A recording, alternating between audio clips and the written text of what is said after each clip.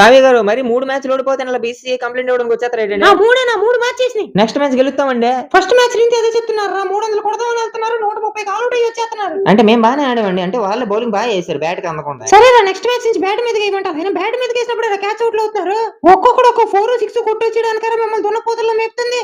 మళ్ళీ Kateramma కొడుకులని tag line ఒకటి. చూడండి కావ్య గారు మీరు ఇలా అనడం ఏం బాలేదండి.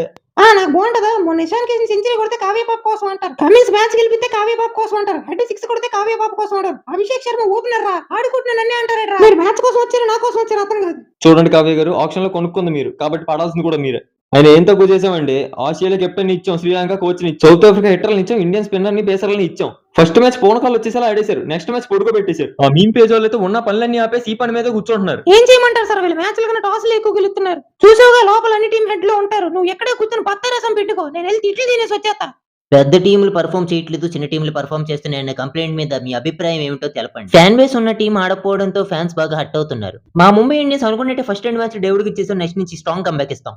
Next team SRH. Present sir. Good morning to all of you. మేము కూడా ఫామ్ లోకి వచ్చేస్తాం సార్. ఫస్ట్ మ్యాచ్ ఎలాగాడో చూసారు కదా. నెక్స్ట్ 3 మ్యాచ్ ఏదో జస్ట్ మిస్ అయిపోయింది. ఈసారి సడతాం. కాటేరమ్మ దత్తపుత్రులు వెళ్ళేనా? నవ్వండి సార్. ఐపీఎల్ లోనే హైయెస్ట్ టీమ్ స్కోర్ కొట్టినందుకు నవ్వండి. హైయెస్ట్ పవర్ ప్లే స్కోర్ కొట్టినందుకు నవ్వండి. SRH ఫ్యాన్ బేస్ డబుల్ చేసినందుకు నవ్వండి. 200 కొడితే అబ్బో అనుకునే వాళ్ళకి 300 కూడా తక్కువ అని చూపించినందుకు నవ్వండి. దీంతో పాటు నవ్వేస్తే పోద్ది కదా. అయినా తప్పు మాదైతే కాదు సార్, మీదే.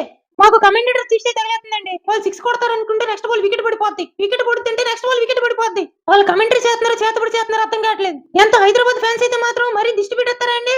వీళ్ళని అనుకుంటే మా వాళ్ళు ఇంకా దారు 6 కొట్టరా అని ఒకరిని పంపిస్తే నెక్స్ట్ ఓడు బ్యాట్లు కట్టుకున్నాడు, ఫస్ట్ ఓడు అవుట్ అయ్యి వచ్చేస్తున్నాడు. ఏటంత కంగారు నాకు అర్థం కావట్లేదు. ఓకే, నెక్స్ట్ గుజరాత్ టైటన్స్ తో ఎలా ఆడదాం అనుకుంటున్నారు? ఏమైనా గేమ్ ప్లాన్ ఉందా?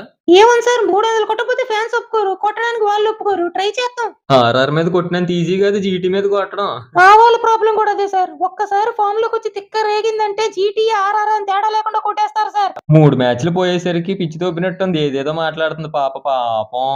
ఏంటి సార్ పాపం ఏంటి? నెక్స్ట్ మ్యాచ్ అభిషేక్ షేకాడ్ ఎత్తాడు, హెడ్ తీసేస్తాడు, క్లాస్ చూపిస్తాడు, నితీష్ కుమార్ రెడ్డి దంచి కూడా దొరవేస్తాడు. సరే అయితే మీ ఫ్యాన్స్ చెప్పిన 300 కొట్టక్కర్లేదు, జస్ట్ 200 కొట్టి చూపించండి చాలు. మీరు గ్రేట్ అని ఒప్పుకోవడం ఏంటి? కావాలంటే ప్లే ఆఫ్స్ వీలైతే నెక్స్ట్ ఇయర్ ఐపీఎల్ కప్ కూడా మీకే ఇచ్చేస్తాను. అర్థమైందా? అది ఎలాగో జరగదు కానీ కూర్చో. 10 ఓవర్లో కొడితే నీకేమైనా ప్రాబ్లమా? ఏం మాట్లాడుతుంది ఆర్సీబీ గారు ఈవిడ? ఒక జీటీ అండి అమ్మాయి సిఎస్కే ఆర్సీబీ అందరి మీద కొట్టుబడి దొప్పుతుంది. ఇదిగో అమ్మాయి మన వాళ్ళు ఫామ్ లో లేరు, నోటికి వచ్చినట్టు వాక్. మనం తెలుగు వాళ్ళం సార్. గెలవాలంటే ఫామ్ అక్కర్లేదు, కసి పట్టుదల ఉంటే చాలు. ఇన్ని మాట్లాడడం కాదురా, దమ్ముంటే ట్రావిస్ అండ్ బ్యాటింగ్ చేస్తున్నప్పుడు బ్లూ జెర్సీ చేసుకుని బౌలింగ్ ఏమనాలి. ముందు కెమెరామెన్ కంట్రోల్ లో పెట్టండి. ప్లేయర్ల కన్నా అమ్మాయిలు ఎక్కువ చూపిస్తున్నాడు. సగం మంది మ్యాచ్ చూసేది అందుకు. అందరూ మమ్మల్ని అంటారు కానీ మా మీద ఎంత ఏం జరుగుతుందో తెలుసా? మేము బ్యాటింగ్ చేస్తున్నప్పుడు పిచ్చి దాటి కిలోమీటర్ అవతలకి వేస్తే వైడ్ బాల్ ఎవరు? అదే మేము బౌలింగ్ చేస్తున్నప్పుడు వికెట్ల పక్క నుంచి వెళ్ళిన వైడ్ బాల్ ఇచ్చేస్తారు. ఈ కెమెరామెన్ ఏమో ఏ పని పాట లేట్ నించున్నా కూర్చున్నా అటు తిరిగినా ఇటు తిరిగినా నా మీదే ఫోకస్ పెడతాడు. నేనేదో కాళ్ళు నొప్పి వచ్చి నించుంటే 6 కొట్టినందుకు నించున్నాను అంటారు. ఆ దిష్టి తగిలేసి మా వికెట్లు వర్షం పడినట్టు పడిపోతాయి. ఏంటండి ఈవిడ చేపల మార్కెట్ లో చేపలు అమ్ముకునే దానిలో అరుస్తుంది. Market of the fisher of the fisher of the fisher. నేను అక్కడ కూర్చొని దొబ్బేయండి. అన్ని టీంలు కలిసి ఒక టీమే ఈవిడ కోపం చూస్తుంటే నెక్స్ట్ మ్యాచ్ కొట్టేసేలా ఉన్నారండి. మా కాటేరమ్మ కొడుకులు చెప్పి నెక్స్ట్ మ్యాచ్ మీ సంగతి ఏంటో తెలుస్తారు. అయిపోయారు మీరు. కావ్య మేడం ఎక్కడికి? మీకోసం ఆరెంజ్ ఆర్డర్ పెట్టాను, తాగితే గ్లామర్ వస్తారు. నేను మీకు ఇచ్చే ఎలివేషన్ కి మీరు చేసే పనులకి ఏమైనా సంబంధం ఉందా? మళ్ళీ వచ్చి ఆరెంజ్ తాగండి కావ్య మేడం అంటున్నావా?